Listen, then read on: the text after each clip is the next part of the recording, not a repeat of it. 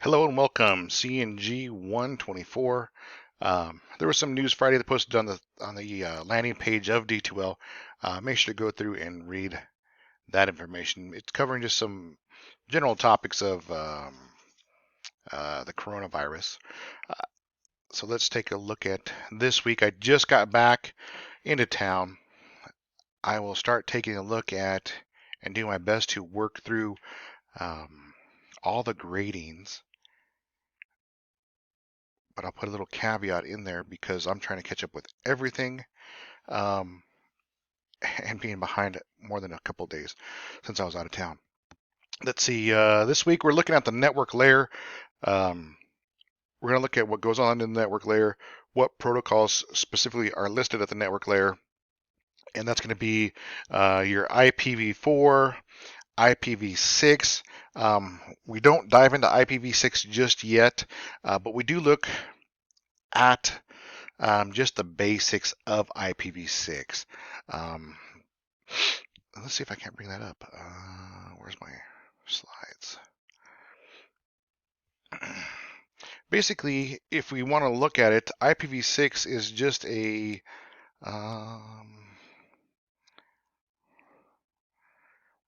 did I mention it? I guess I don't mention it in here yet. IPv6 is unique because we have oh man, I forget the amount of it, but it's basically equal to the addresses are equal to each grain of sand that's on the um, in every desert that's on the earth. So that include like beaches, deserts, the deserts within the mountains. Uh, very, very, I wouldn't say infinite because it's not infinite, but an enormous amount of possible IP addresses. But we look at IPv4, we look at what contains what is in an IPv4 header. Remember, the header goes within the packet itself, or it actually encompasses the packet, tells it where to go. From here, we look at the routers, both LANs and WANs. So, when a good idea to think about a router is to always think that the router contains two sides, an inside and an outside, and the outside would be the LAN, or the outside would be the WAN side, the inside would be the LAN side. You always need to know the default gateway to get out of the router, and that goes within to our. It's a good lead into our homework because to get out of that router, you need a static route to then go into another router, unless they're being automatically updated through RIP, OSPF, egrip, RIP version 2, and those are dynamic routes that change. Um, in our virtual environment packet tracer, we're going to be looking at the routing table along with what's connected, what's not connected, and then putting in, let me see if I can go here to assignments. I guess later on we're going to be looking at actually manipulating those um, default routes, entering those manually and saying, okay, this is how we make the default route. We jump into, is that week 9? Yeah, so week 9 we start jumping into actually the routers section. So make sure you definitely start to look back into this week and say, okay, let me see how the routers actually function. And once again, the router itself um, is just a computer. Its only function is to point network traffic directions, and that's really it. We do subnetting for a little bit more difficult because we jump into A, B, and C. You guys are used to C. Now we go to A and B. Um, we're still only using class full addressing. Um, but here's a caveat. When you start with A, that one's easy. When you look at this one right here, you're first going to say, okay, what kind of class is it? You know, how do I get down to 60 nodes? So basically, what belongs to the network and what belongs to the host is going to change, and that change will be reflected in your subnet mask, and your default mask, subnet mask, will change dramatically compared to um, your custom subnet mask. So remember that it doesn't get, once again, it's just applying a concept you know to something new, but not overly difficult. Remember, you have to think back to what is a class A default subnet mask and go further on. Here we have a class B IP address. We have to think about the class B default subnet mask and then modify that to 500 nodes per subnet. So we're actually we're still subnetting.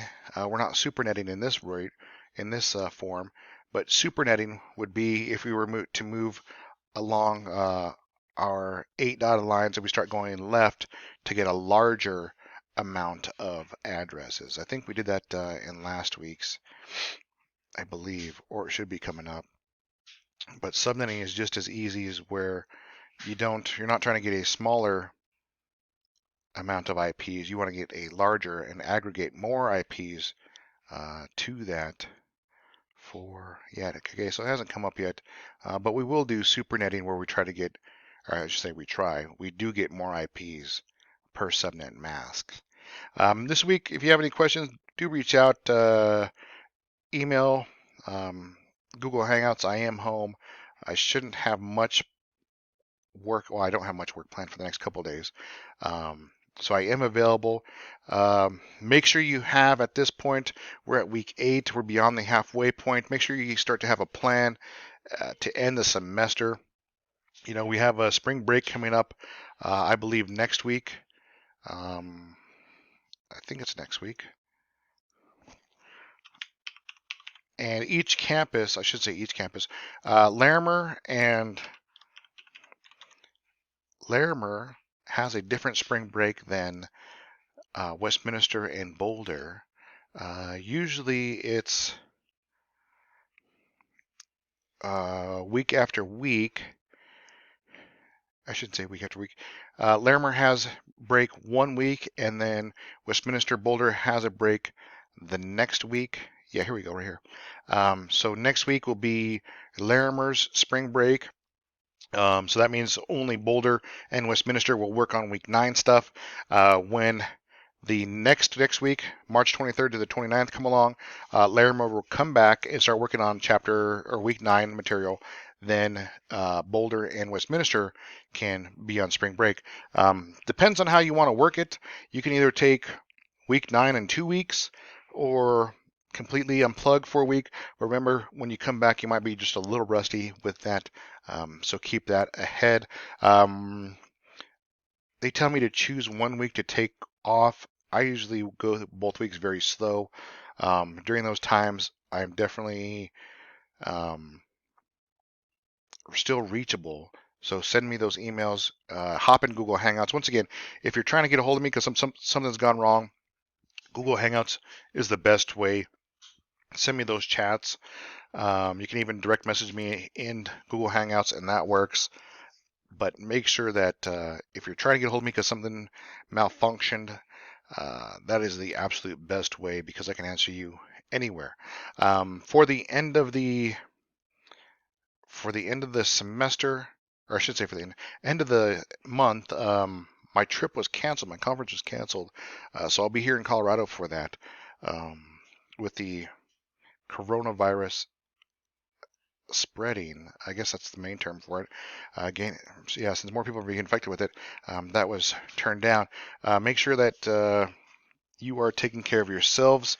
If you do get sick, stay in contact with me, or at least just say, hey, look, I'm getting sick, or I am sick, and let me know. I will work with you and help you try to make sure that you're in a good position in this course throughout the semester. And with that, I'll let you guys take off in week 8. Have a good week 8, and I'll start grading here hopefully today. Goodbye.